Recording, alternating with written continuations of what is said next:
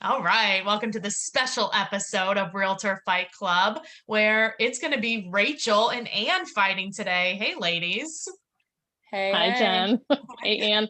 Hey, Rachel. Yes. So you guys know these two because they were 2020 top guests on our podcast. Rachael Real from Rachael Real Real Estate in Chicago, and AnneUchtman. She's a trainer at Star One here in Cincinnati. And today we're going to be talking about clear cooperation. Now, honestly, I don't even know what it is, Anne. Can you tell me? So clear I have an opinion, cooperation. though, but I don't know what it is. That's Yeah, why we're no, here it's for you, fine. Jen. We're here. We're here for it.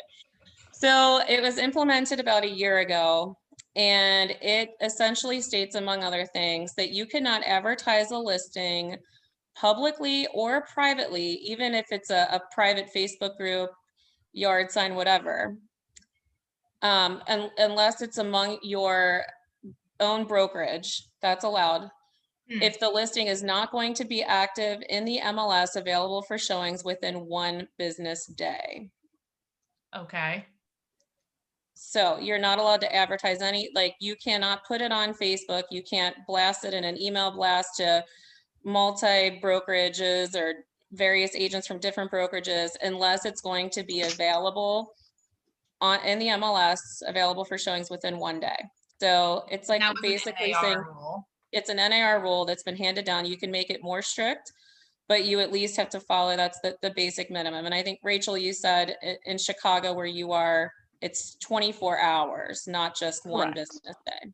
Yes. So where I'm at is the western suburbs of Chicago, but our MLS, coverage area is the city of Chicago and, quite a large chunk of northern Illinois. And the MLS that we're a member of was one of the MLSs that the NAR looked at when they created this clear cooperation policy. Oh, So a look at lot of this, Why were right, you yeah. the guinea pig? Were you guys bad or good?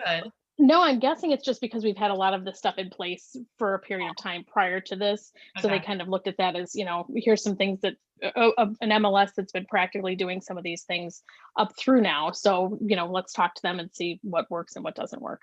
But in our MLS, like Ann referenced, NAR's requirement is 1 business day. Our MLS's requirement is 24 hours. So, But you can advertise it in to your brokerage, just not to the public. as long as it's within your own brokerage. So if you are EXP office in this location or a Colo Banker office in this location, that listing is with the brokerage itself. You're just the designated agent. So you can talk about it or broadcast it to your group of agents within your own brokerage. But as soon as you go outside of that, you're now subject to the clear cooperation So policy. do you know, or Rachel, do you know why they decided to make this rule? Like what was happening? Rachel, you can answer that if you want. Sure. So I think the gist of why this all came together is because we had a lot of agents kind of starting out with this coming soon status, and then because there were no rules around that, agents went and put properties up, started talking about them, marketing them, and would throw a sign up. Someone else's client might drive down the street and say, "Oh, this looks like an interesting house. I want some information." Reach out to their agent, who then has no information about it. So in order for the agents to be able to cooperate and have that information to be able to service their clients, they realize they have to come up with a policy to make sure that we're all cooperating together. And if something is publicly being marketed, we have to be able to find that. So do you guys not have a coming soon status? We have what's called the private listing network. And up until very recently, and it's in the process of shifting again now to another kind of format. But up until now, we've had a private listing network where you could put a listing into the network and it could be there for whatever amount of time it was. And you were limited to a minimal amount of information, but it wasn't something that if an agent has an MLS search set up for a client, it doesn't pull those listings. It's strictly, you have to go search it out. You can mark it either yes or no that you can or can't share it with a client, or yes or no that you can or can't show it. That's interesting. Right. Well, it was That's interesting. kind of like a Facebook group with all Yeah. A little bit, yeah. So I mean, but if it's marked no, you can't share it with a client, and if it's marked no, you can't show it, then you're really just What's keeping the that point? information to yourself. Exactly. Really, to me, that almost looks like a absolutely. placeholder Yeah. for the fact that I have a listing and don't solicit my client. That's Did about all that you get go out of that. away with clear cooperation, or has that changed at all? They are changing it now, in the process of changing it, and it's coming very soon here, where now the private listings on that private listing network will be fed to the consumer through the MLS search. It'll do everything other than publish it to a third-party portal like our regular MLS would do. Well, we should keep So- that. So that's the only difference. What would- But then I would MLS? argue, why, if you're subject to the exact same thing and all you're doing is not publishing it to the third-party portals. I what's know, the but I'm difference? saying if we don't publish it to third-party portals, then we as realtors take the control back, Yeah. Yes, absolutely. Right. which Right. is So what that we is wanna that do, is the because positive. now the third parties are getting all the data and we're stuck with nothing. Right. But I guess that's probably a different. That's Do a you whole guys other do episode. are you allowed to do dual agency in Illinois? We are allowed. It is legal. I don't do it as a practice. So maybe What MLS do you something. guys use? Oh, sorry, go on. Go ahead. No, we're a member of MRED, so Midwest Real Estate Data. Or what system? Like we use Rapatoni, there's Flex, there's like, is that Connect MLS is our software, Connect and MLS, okay. Midwest Real Estate Data is the MLS organization. Is it Yeah. common that a lot of agents don't do dual agency where you're at, or is it uncommon? I would say it's about 50-50. You have some agents that routinely do it and it's kind of their niche. That's a lot of what they do is dual agency. But I would say less do it than the majority. more? Yeah. Because I can see how like clear cooperation. I mean, I guess I sort of understand why they did it, but it also I can see why it would make a lot of problems. Because then you're only I think it does. Yeah. Yeah. I mean, I look at it and go, okay, so there was a listing in the private network that had been there since last October. Mhm. Reached out to the agent and I said, hey, I'm looking at this for myself. I was very clear up front. Looking at it for myself, it said, cannot share with clients, cannot show it. And then even in the comments said, don't bother the homeowner, don't do anything. It's just here, it's coming sometime. And we exchanged several dozen emails back and forth. And ultimately, one day it disappeared. And I called her and I said, well, what happened with that? She goes, oh, we sold it. How? I said, well, wait, how did you sell it? And I kept kind of asking some more questions, trying to figure out what happened there. And she's like, why are you asking all these questions? I'm Because like, well, probably because this shouldn't have happened. Yeah, that's the reason. If it's That's the available to reason we one, have- it's available to all. Exactly. And Yeah. the only scenario in which that could have been, and that could have actually happened, is if somebody got out of their car, and it had to be another agent, because in theory you couldn't share that with a client. Had to right. get out of their car, go knock on the door, and force their way in the front door. Probably Or doubting that happened. or they did an offer sight unseen. Or she double Possibly. dipped it. And that's exactly what I think happened, is because one of the responses was, it'll be coming back on the market in the 300s or whatever price range it is Right. in a couple of months. Well, how do you know that if you didn't sell it yourself? Yeah. And if you didn't see it. So I guess, Right. So there's still there's a lot I don't like about it. yeah, It leaves the door open for so much sketchy stuff like I that. thought we you were have a a, pro. You what? well, she's a fan of it. Why are Yeah. you a fan? Why do I like the clear cooperation? Yeah. Because I think it just should be, everybody should have the same information at the same time.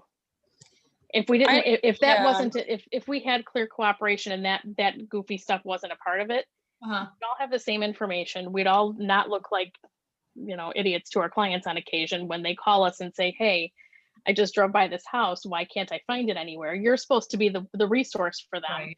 And now you look like a numbnut because you can't find it.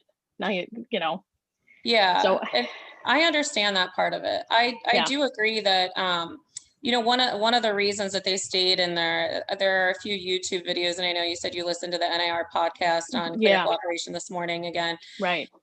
Is that it does kind of make us look like a fool. Like, we need to be the subject matter expert when it comes to our listings. And Absolutely. we need to stop trying to undercut each other, because we're all in this together. I'm probably going to say that 5 times throughout this, but Absolutely. I'm going to sing it. We're all in this together. But so I agree with it not being on a public facing website, right? Like your Right. public Facebook page. I get that, because I don't want my client to go to another realtor or just go to the seller directly and I get cut out. Now, granted, I should have a listing contract on things, an exclusive right to sell. but we need to be the experts. And if we don't know what it is and someone's got a sign in the yard and we can't find it, that's a problem. So Absolutely. And then you wonder why we have clients that go rogue and Right. go, well, Right. I couldn't find this. And Jen, I shared with you earlier this week that string of Facebook, it was a Facebook yeah. post from a local group, and I about lost my marbles reading it, and the gist of it was, well, this is, I found the property by myself because my realtor didn't know about it. And how should I get rid of my realtor? And how should I do this? oh Exactly. And God, the comments from the general public were out of control. the public, yeah, Well, But they're crazy. You can't, I mean, they're they're all especially crazy. now they're they desperate. are not loyal. They're all Yeah, right. They're all desperate because they realize that they're desperate. we don't all have all of the information.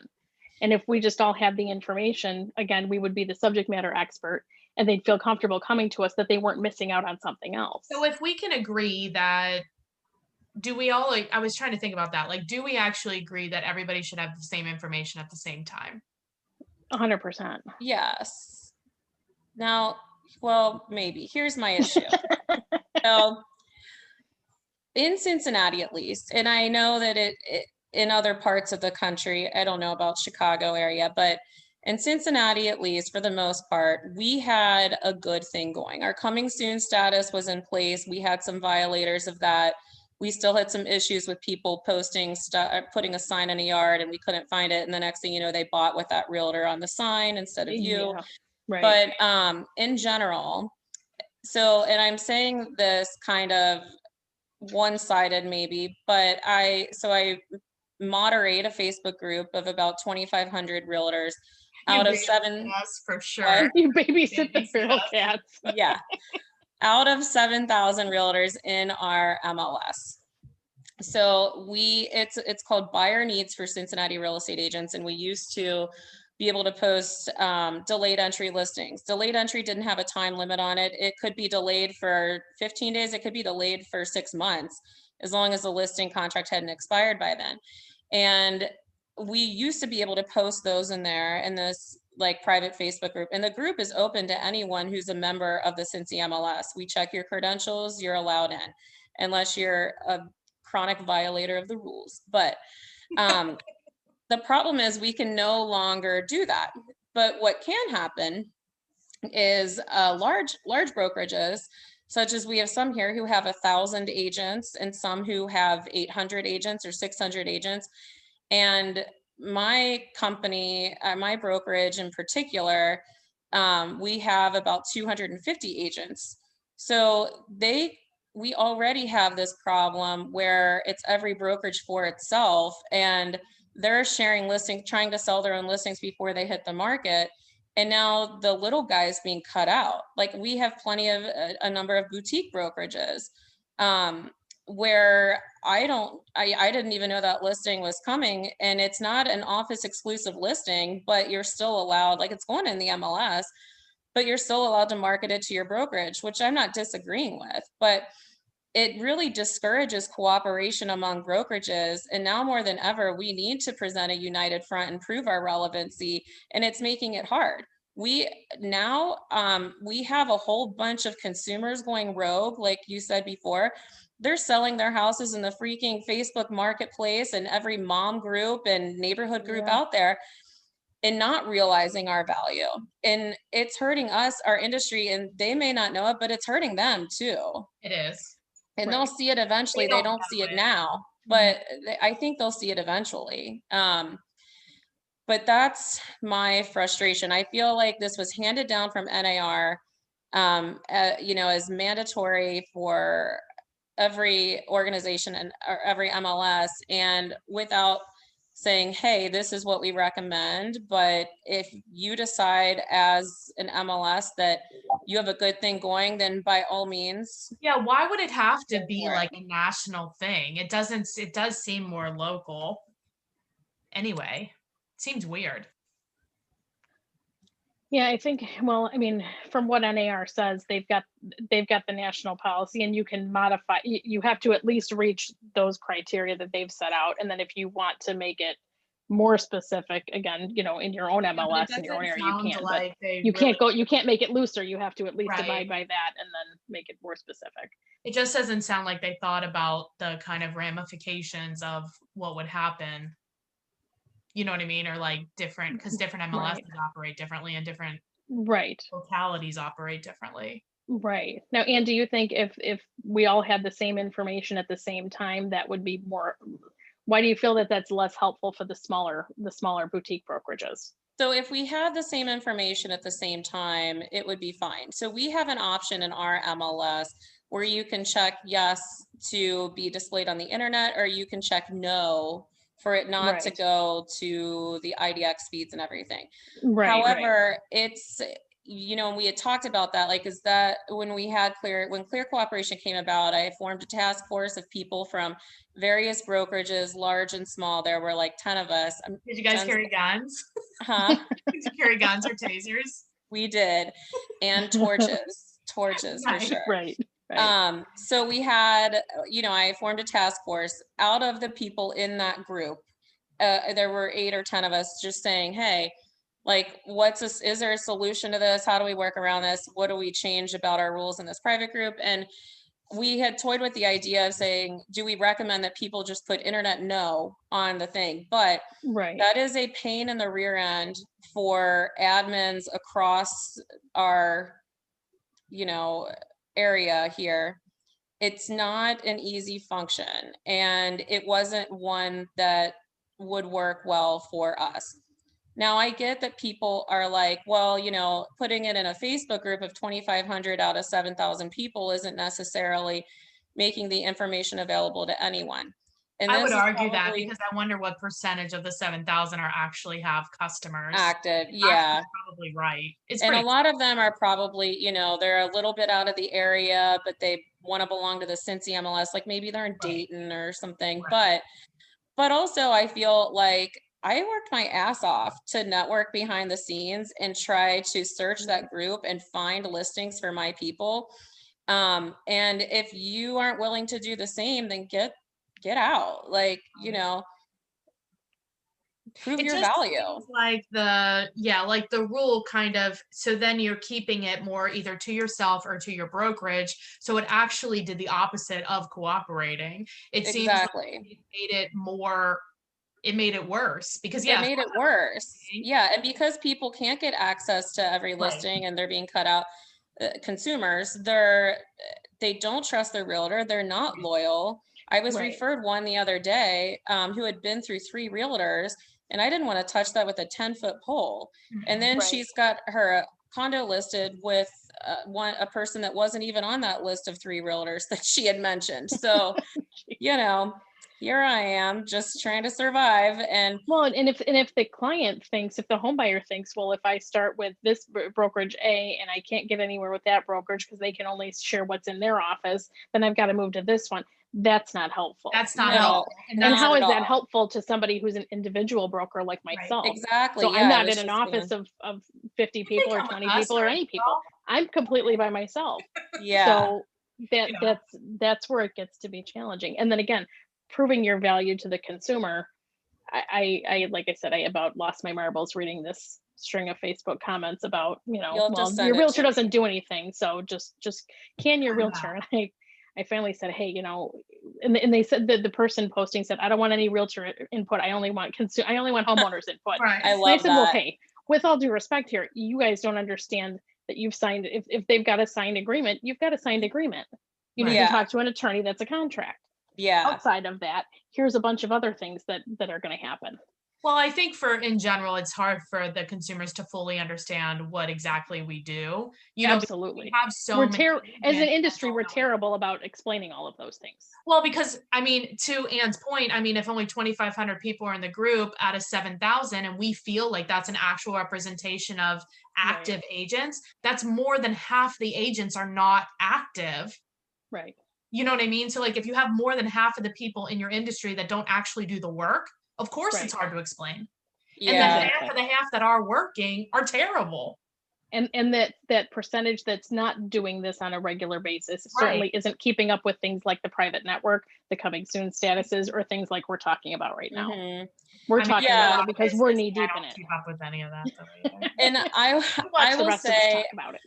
So I sit on the board of directors here locally for the Cincinnati Area Board of Realtors, and I get frustrated when people complain about like, what is the board or MLS doing for us? They're so out of touch, because I know the hard work that we do and that we put in. So I don't want to sit here and bash, the committee at NAR the NAR directors that implemented this, but I would love if they took a second look and talked to people across the country and said, is this working for you? Because it's not working for me. It's not working for a lot of us in my area and in this market. I would say it's a common frustration. As someone who deletes posts every hour, right.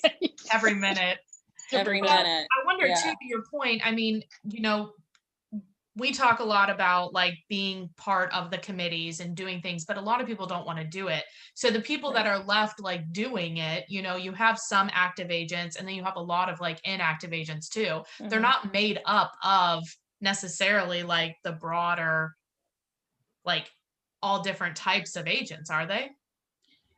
I mean, are you talking about your committees and things? Yeah, the committees. Right. And the committees are the committees are generally made up of people who are doing this as a full-time profession and who have a vested interest in making sure that things move forward in the right way. It's not the person who's got the license that sells 2 houses a year. Right. It's the person who has served at a local level, at a state level, and then typically doesn't sell a whole lot anymore. They might be involved in management or as a broker, but I mean, isn't that a problem?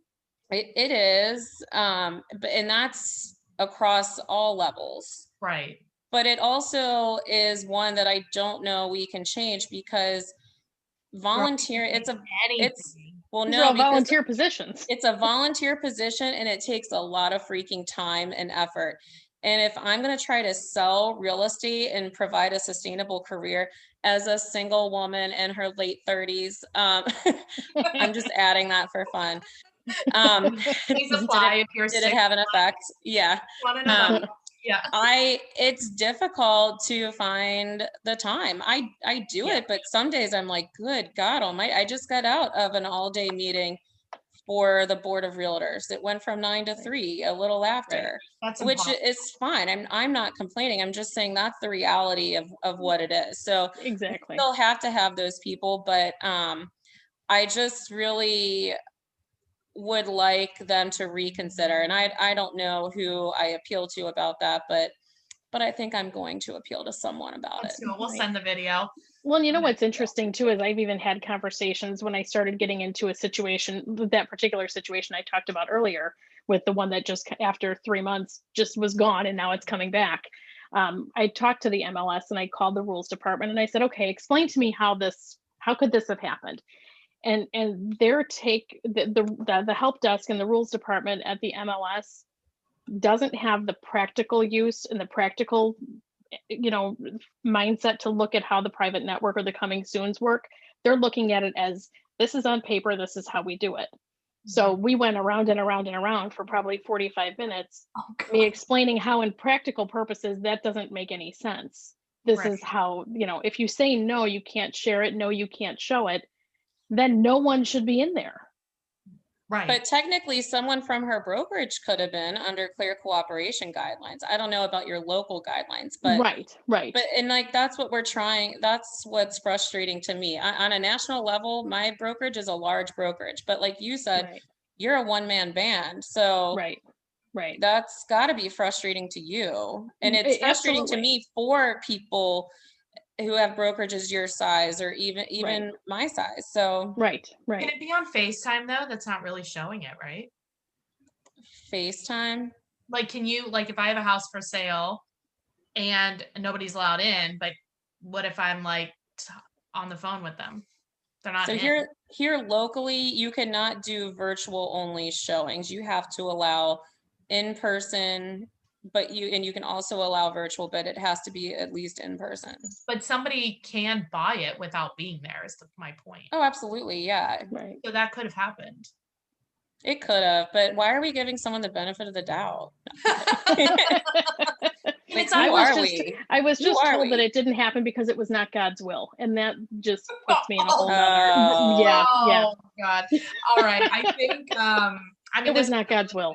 yeah, this was a good conversation. Let's do like some final thoughts or takeaways. Anne, what do you got? Final thoughts, NAR can keep clear cooperation, but they need to revoke that it is mandatory for all MLSs, and they need to let the MLSs decide what's best for their area. Rachel.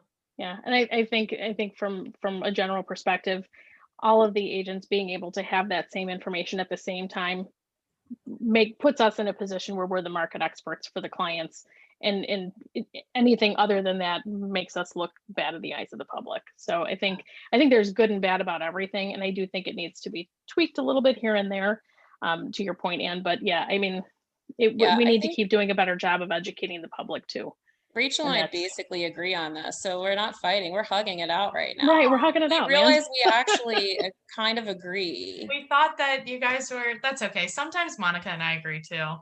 Right. Well, I think I'll go to the extreme as usual, and I think we should do like what Rachel you had said the first time, where it doesn't syndicate to any third party. It just sticks with the MLS. It stays with the MLS, right? Yeah, but like you get it, and I agree. Then you should get it relatively around the same time everybody else gets it too. And right. Yes. I think it's unrealistic to say that everybody gets everything at the same time. You know what I mean? Because sometimes yeah. Right. Sometimes things happen and you've got delays in this and that. But, you just don't want us to look, we don't want the public to, we don't want to finally gain the public's trust only to have them go rogue because we don't have the information they need. Right. Exactly. Yeah. Well, ladies, as usual, I appreciate you being on. And if somebody wants to get a hold of you, what is the best way if they have a referral in Cincinnati? Oh, it is AnneUchtman@gmail.com. That's AnneUchtman as in Tom, MAN@gmail.com. Beautiful. Rachel, if somebody has a referral in Chicago. In Chicago, my email is RachaelReal, RachaelReal @gmail.com, or you can find me on Facebook at Rachael Real Estate. Beautiful. Love it. Lovely. Thanks for having us, Jen. This was a good discussion. Thank you. Yes. Bye, guys. See you, Anne.